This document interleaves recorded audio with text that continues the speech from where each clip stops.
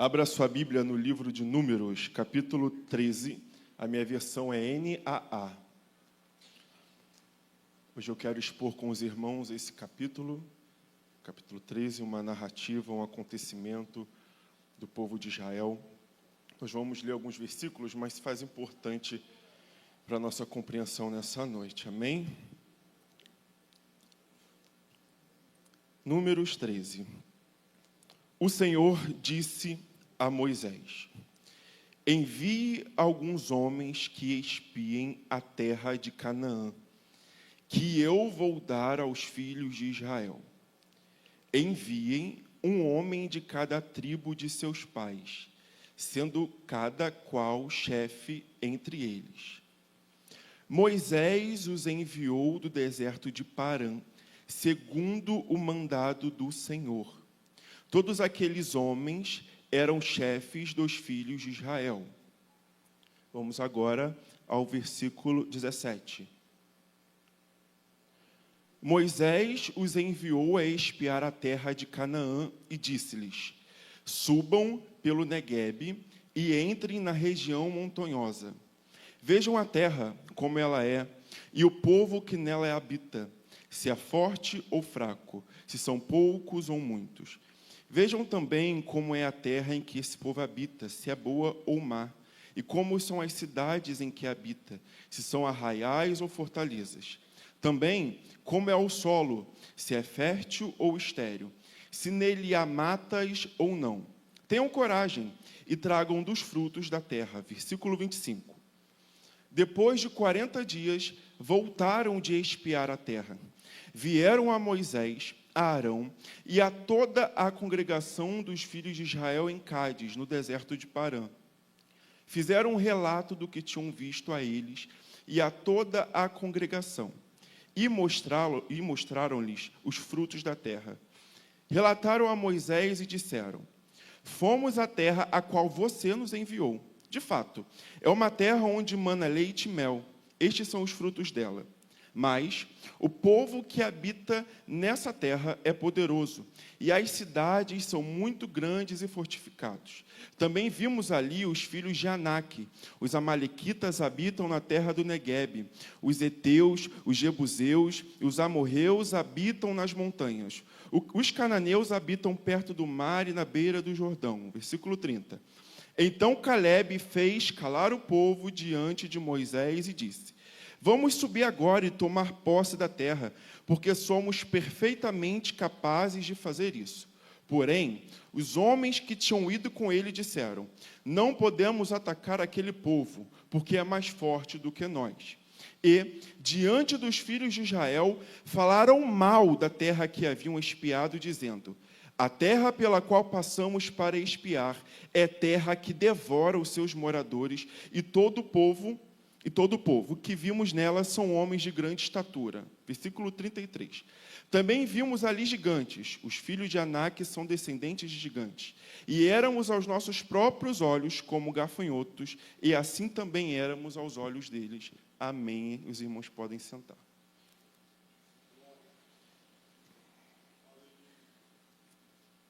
Amém. Irmãos, o texto que acabamos de ler, ele narra um momento decisivo na história do povo de Israel, um momento onde eles estão peregrinando rumo à terra prometida. Nesse momento da história, esse povo não é mais um povo inexperiente com Deus, não é um povo que é fraco ou frágil na fé por ter visualizado e vivenciado poucos milagres. Nós estamos falando de um povo que já havia sido liberto do Egito. Estamos falando de um povo que já tinha recebido a provisão do maná. Estamos falando de um povo que já tinha visto coluna de fogo e nuvem durante o dia. Estamos falando de um povo que viu o Mar Vermelho se abrir diante deles. Então, nessa fase aqui da história, em Números 13, nós estamos falando de um povo experiente com Deus. Nós estamos falando de um povo que já caminhava, como foi cantado aqui, rompendo em fé, em níveis de fé. À medida que caminhavam, à medida que peregrinavam rumo à promessa que Deus os havia feito, esse povo ele vai crescendo em nível de sua fé. Então, isso aqui já é uma informação importante para nós. Não é um povo inexperiente. não é um povo fraco, é um povo que já conhecia e que já havia experimentado milagres extraordinários. Eles já tinham visto sinais e coisas grandiosas e terríveis que o Senhor era capaz de fazer em prol deles. E agora, eles estão próximos, eles estão a um passo de acessar a promessa. Eles passaram o Egito sendo escravizados, ouvindo sobre uma terra prometida. Eles foram libertos do Egito e começaram a caminhada alimentando essa mesma expectativa de que chegariam ao lugar da promessa. E agora nós estamos no ápice da história. Eles estão perto de acessar aquilo que durante anos foi uma promessa. Eles estão perto de entrar aquilo que durante anos foi uma expectativa.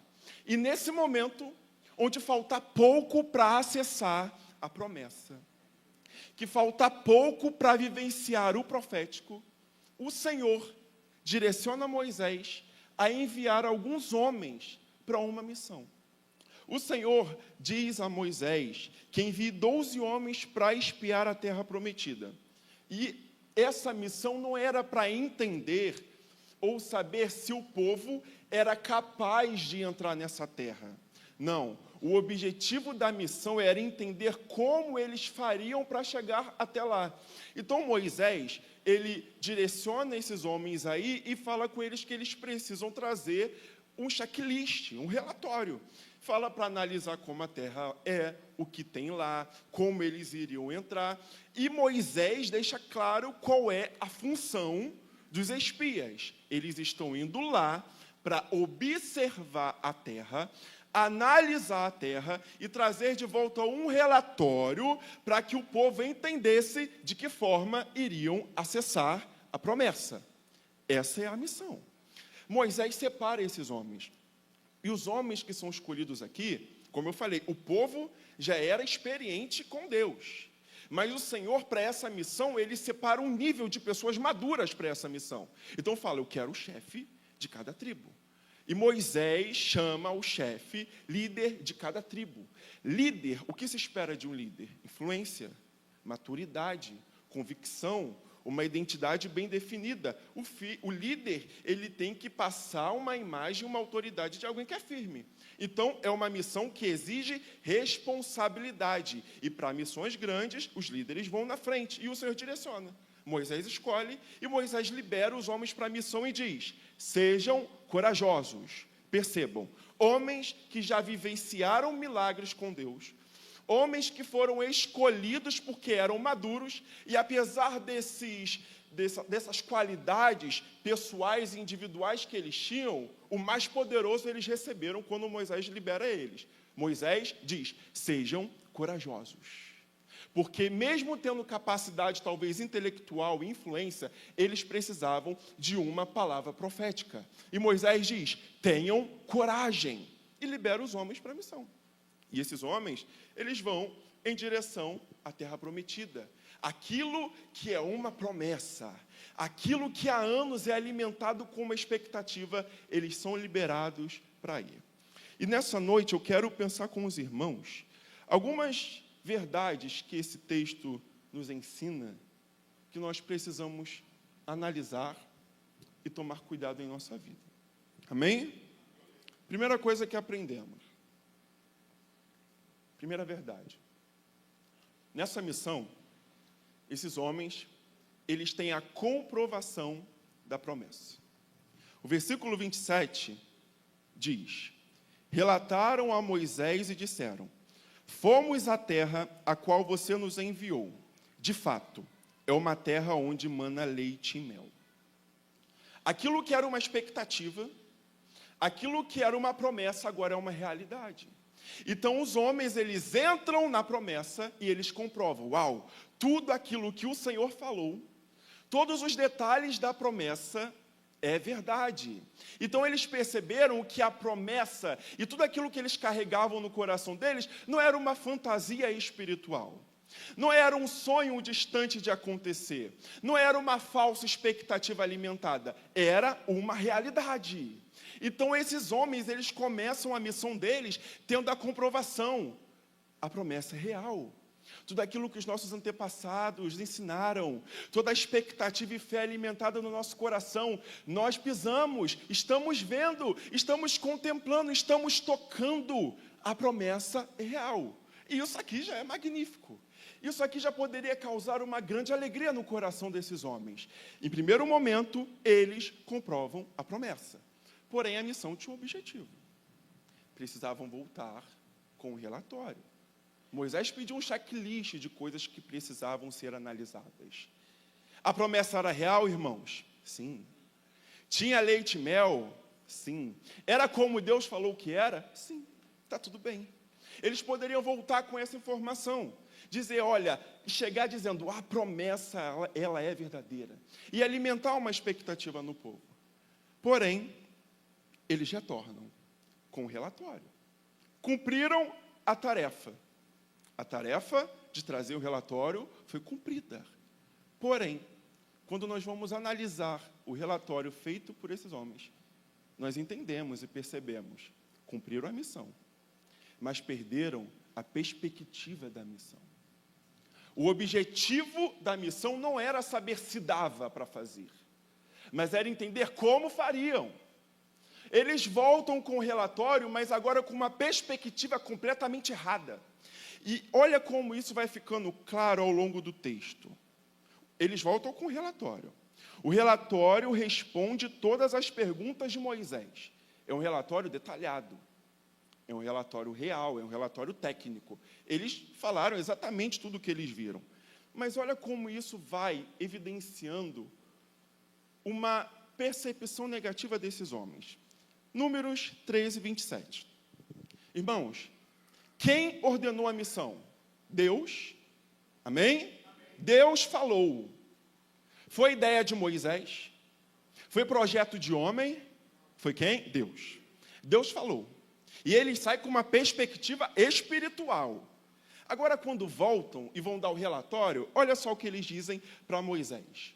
Fomos à terra que você nos enviou. São homens que já perderam a perspectiva espiritual da frente deles. E agora eles estão olhando isso, com todas as dificuldades, com certeza é um projeto de homem. E eles voltam, e a fala deles começa a evidenciar de que, apesar de uma missão, em primeiro momento, bem-sucedida, teve o relatório, a perspectiva foi mudada. A perspectiva foi alterada. Antes era a terra que o Senhor nos dá. O texto começa o Senhor afirmando, manda o povo ir porque eu vou dar essa terra. Agora a fala desses homens é para Moisés dizendo, a terra que você nos enviou. Eles não mais se referem àquilo que eles viram como, olha, contemplamos a promessa. Eles dizem, a terra que você nos enviou. Eles desconectaram a missão daquilo que era espiritual e começaram a olhar com os olhos humanos, com os olhos da terra. Versículo 28, põe na tela. Eles dizem, olha, a terra é boa, mana leite e mel, mas é um sinônimo de porém. A terra é boa, a promessa é real. Tudo que o Senhor falou é verdadeiro. Porém, eles começam a fazer um relatório negativo do que eles visualizaram. Eles começam a dar ênfase a tudo aquilo de ruim que eles visualizaram. Mas o povo que habita nessa terra é poderoso, e as cidades são muito grandes e fortificadas. Também vimos ali os filhos de Anak. Pode passar. Os amalequitas habitam na terra do Neguebe. Os heteus, os jebuseus e os amorreus habitam nas montanhas. Os cananeus habitam perto do mar e na beira do Jordão. Eles aqui estão descrevendo a presença de povos inimigos. Aqui eles estão descrevendo a presença de povos que seriam maiores e mais poderosos do que eles. Ou seja, eles começam no relatório, que era para trazer informações de como fazer, eles começam a colocar na frente o porém. Irmãos, como eu falei, eles estavam perto de acessar a promessa de Deus. Deveriam voltar com uma expectativa de dizer, a terra é real, a terra é boa, e enfatizar uma promessa verdadeira. Mas esses homens colocam o porém na frente. Esses homens, apesar de terem visto a realidade da promessa, eles começam a ficar nos poréns da promessa. E nessa noite o Senhor nos pergunta: quais são os poréns que têm te impedido de acessar a promessa? Quais são os porquês, quais são os mais que têm te feito perder a perspectiva espiritual da promessa? Esses homens agora eles estão focando no problema. O foco da missão era focar na promessa, mas agora os homens estão focando no problema. Isso me faz lembrar de um personagem chamado Pedro. Ele vê o Senhor andando sobre as águas, ele fala: eu quero ter essa experiência. Eu quero acessar esse profético, eu quero entender desse mistério. Ele começa a caminhar sobre as águas, e o texto vai dizer que Pedro começa a caminhar sobre as águas, e traz um detalhe importante: mas, quando olhou para a tempestade, afundou. Irmãos, os nossos poréns, a nossa incredulidade, elas podem bloquear o cumprimento de promessas. Esses homens agora eles começam a enfraquecer, porque começaram a focar nos poréns. E nessa noite o Senhor nos diz: não permita que os seus poréns, não permita que as suas dificuldades te roubem a perspectiva da promessa, te roubem a visão de algo que é espiritual. Amém? Eles trazem um relatório. Quantos relatórios? Amém, irmãos? Quantos relatórios? Um relatório. É um relatório que eles trazem. Porém, nós vemos dois posicionamentos. O relatório é o mesmo, mas são dois posicionamentos. O relatório não é dramático. O relatório não é uma fake news. O relatório não é... Eles não inventaram nada. O relatório é real. Mas, diante da realidade, nós vemos dois posicionamentos diferentes. Primeiro grupo que se posiciona, os espias. 10 espias se posicionam de forma negativa ao relatório. 10 espias se posicionam de forma negativa àquilo que viram e àquilo que os olhos deles presenciaram e àquilo que eles deveriam enfrentar para alcançar a promessa. O que impede o alcance da promessa não são os obstáculos, mas a forma que nos posicionamos em relação a eles. Esses homens agora eles começam a se posicionar de uma forma medrosa. Eles se posicionam com medo. A fala deles evidencia medo. O posicionamento deles evidencia medo. O enfoque deles no relatório evidencia medo. Mas também nós temos um outro posicionamento de Calebe e Josué. Números capítulo 14, versículo 8. Eles viram a mesma coisa. Se o Senhor se agradar de nós, então nos fará entrar e nos dará essa terra, que é uma terra que mana leite e mel. Tão somente não sejam rebeldes contra o Senhor, e não tenham medo do povo dessa terra, porque como o pão os podemos devorar. A proteção que eles tinham se foi, o Senhor está conosco, não tenham medo deles. Mesma visão, mesma realidade, mesmo relatório, duas posturas diferentes. Nós vivemos em um tempo onde todo mundo quer se posicionar mediante as crises da política, mediante a crise da economia, mediante aos problemas da sociedade. E se posicionar não é um problema. A questão é como temos nos posicionado diante dos obstáculos. Nós olhamos para o lado hoje na nossa sociedade, com tudo que acontece, nós vamos ver a maioria enfatizando o problema. A maioria enfatizando as premonições e as estatísticas da Terra, dizendo que 2026 vai ser complicado. Nós vemos todo mundo dizendo que a economia vai colapsar. E aí, às vezes, nós adotamos uma postura. Os dados não são falsos. A economia, os dados não são falsos, não são fake. Mas como temos nos posicionado em relação a isso?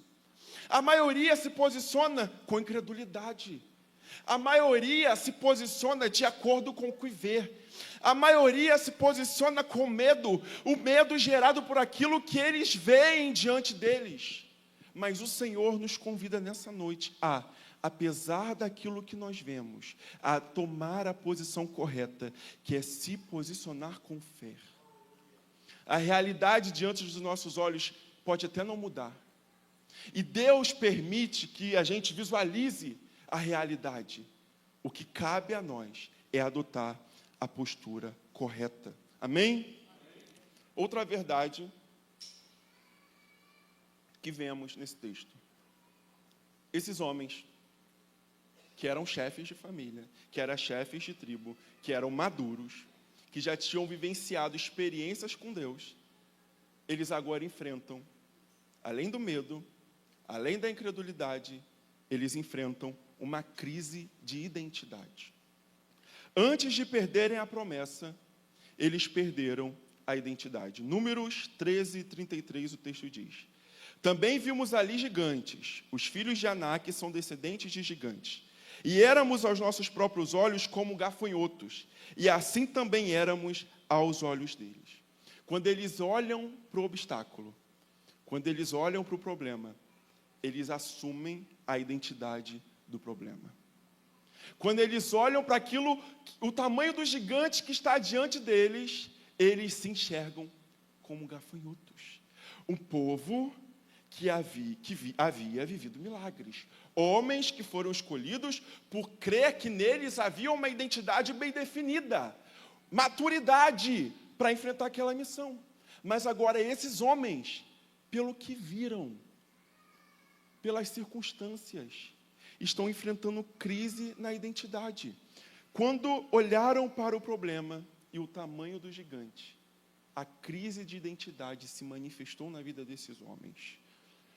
Porém, Deus, antes do povo sair do Egito, já havia afirmado a identidade desse povo. Êxodo 19:5, o 6 ali, contextualizando, o Senhor diz: sereis a minha propriedade particular, reino de sacerdote e nação santa.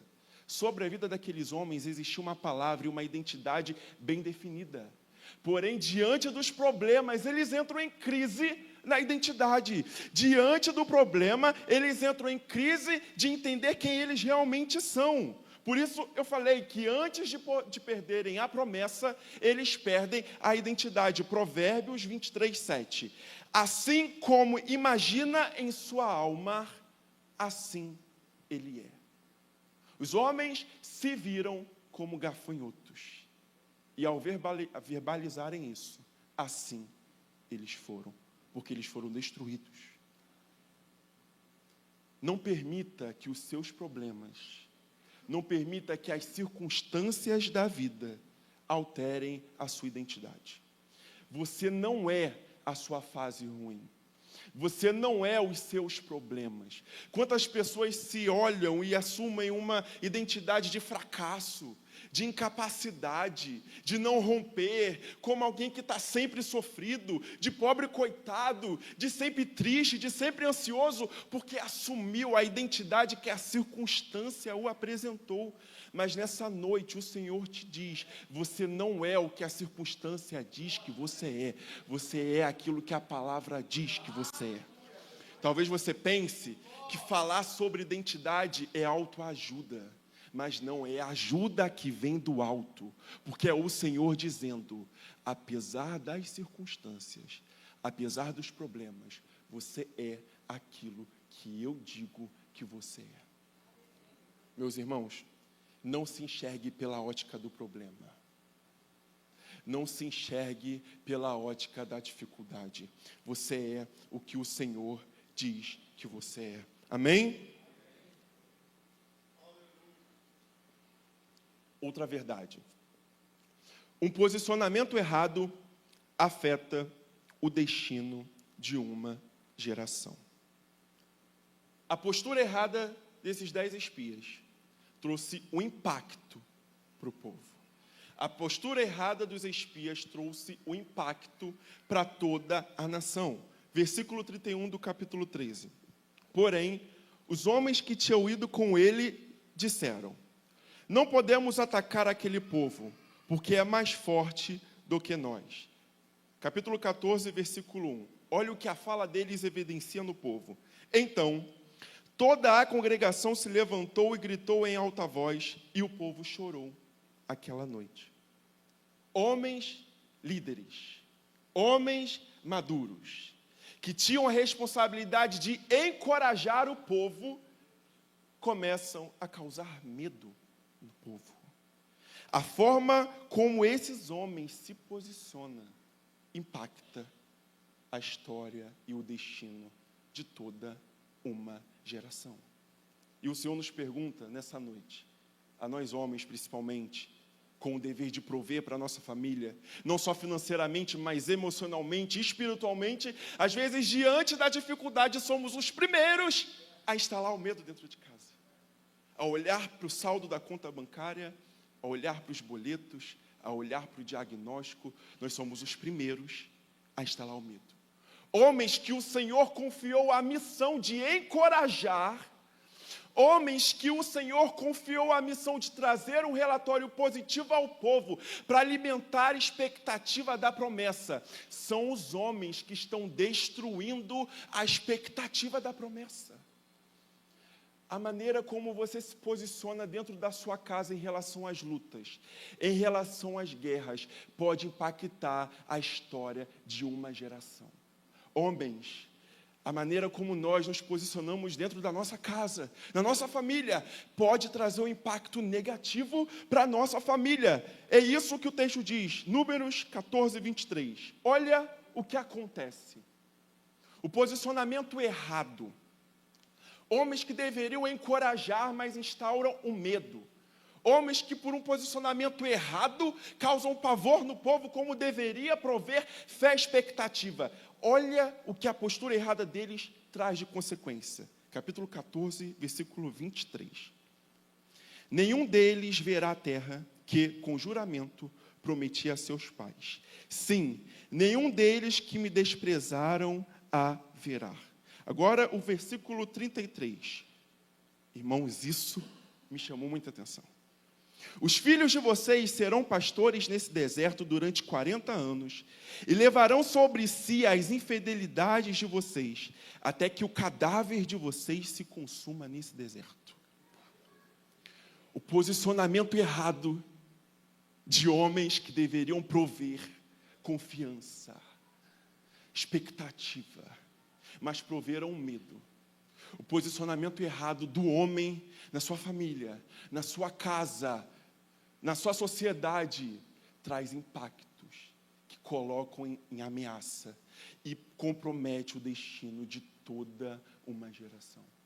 Agora, os filhos deles são impactados e vão carregar a marca dessa infidelidade. Que o Senhor nos livre de, diante dos obstáculos, adotar esse tipo de postura. Amém? Sexta verdade, a incredulidade ofende a Deus. Como eu falei, povo que havia visto sinais, maravilhas, mar se abriu diante deles, viram pragas descer sobre o Egito, viu o Senhor agindo de forma terrível em favor deles. Agora é um povo incrédulo.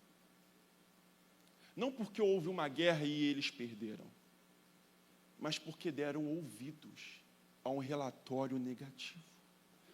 Mas porque deram ouvidos ao que a maioria falou. A incredulidade ofende a Deus. E o Senhor diz, Números 14, 11.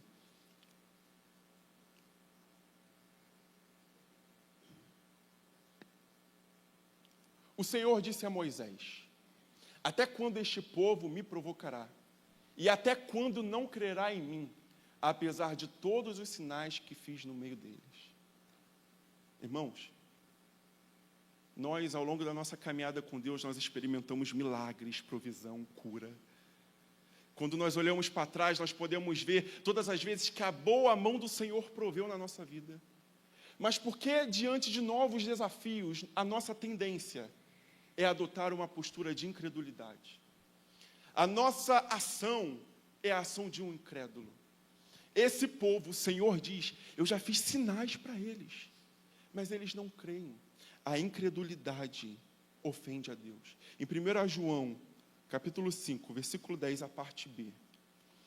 Quem não crê em Deus, faz dele mentiroso.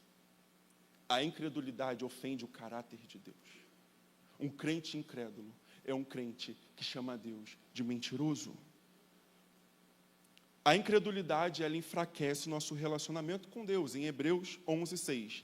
Sem fé, é impossível agradar a Deus. E esse povo, depois de tudo que viram, depois de tudo que viveram, é um povo agora que começa a ofender a Deus, porque adotaram uma postura de incredulidade.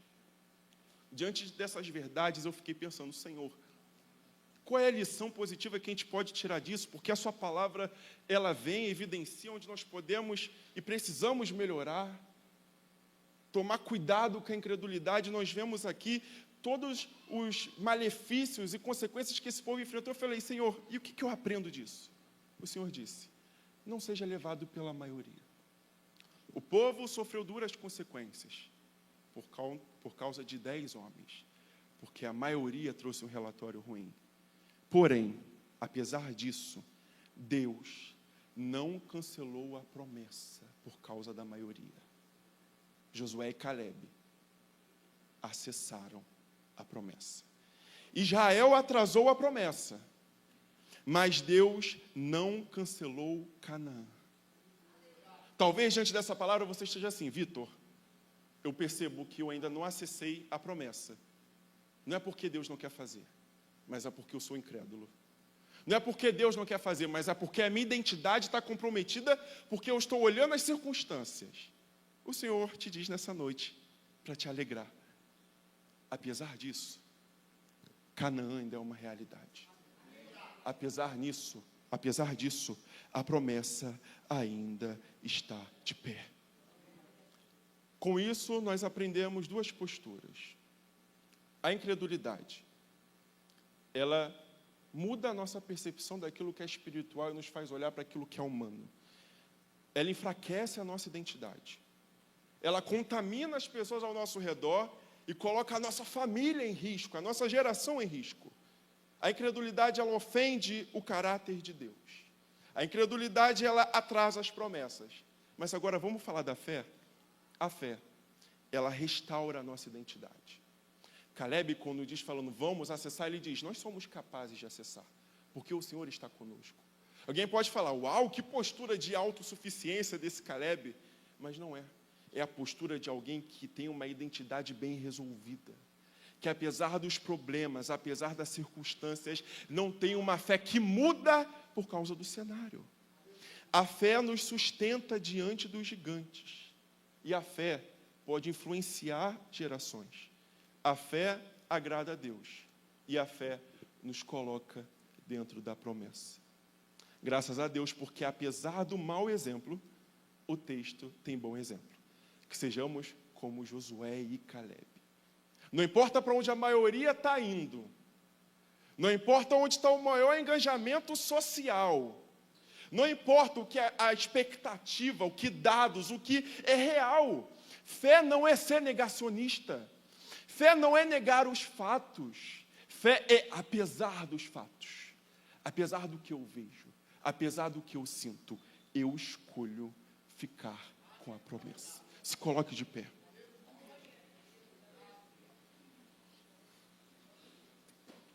Nessa noite de quarta-feira profética, o Senhor nos diz, cuidado com a incredulidade. Adote uma postura de fé. Como eu falei, talvez você identificou, eu estou atrasado em algumas promessas. Eu percebi que algumas coisas que eu não vivi é responsabilidade minha. O Senhor está aqui nessa noite para te colocar na terra prometida, para reacender dentro de você a expectativa da promessa. Talvez você esteja esperando há muito tempo, e hoje você identificou qual é o problema. De fato, sou crente há muitos anos, mas, apesar de tudo que vi, sou incrédulo. Nessa noite o Senhor tem fé para derramar no seu coração. Eu quero orar com você que nessa noite quer receber uma carga do céu de fé. A receber, sabe, como se fosse um óculos de Deus nessa noite, para que faça você enxergar além do obstáculo. Talvez a sua visão esteja um pouco embaçada. Talvez você esteja como Pedro, até começou a caminhar, mas viu ali os problemas. Nessa noite eu quero convidar você ao altar, você que precisa ter a fé alimentada, que precisa receber uma injeção de fé. Você que talvez teve a sua identidade alterada por causa das circunstâncias. Nessa noite eu quero orar com você. O Senhor está aqui não para nos condenar. A palavra vem para apontar, mas é para dar o direcionamento. Ei, você tem se comportado como incrédulo, mas nessa noite eu tenho fé para te dar. Nessa noite eu tenho coragem para te dar. Senhor, nós estamos no seu altar. E o único papel do pregador é pregar a palavra. E a palavra foi pregada, Senhor. E eu creio no poder que a palavra tem de curar, de transformar, de mudar destinos, Senhor.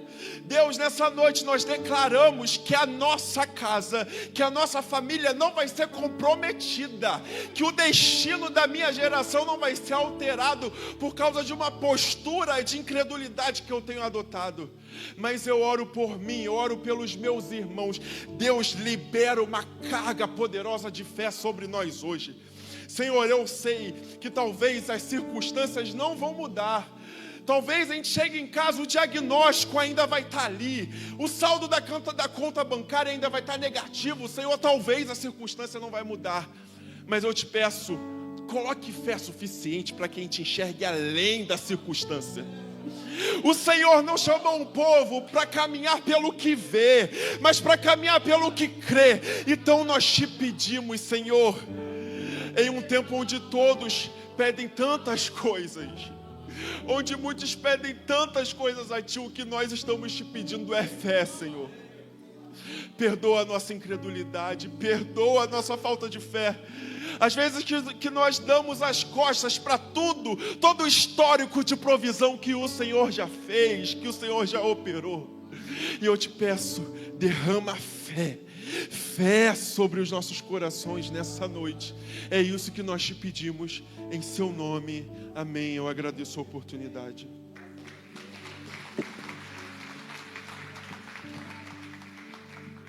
Glória a Deus. Você pode sentar-se.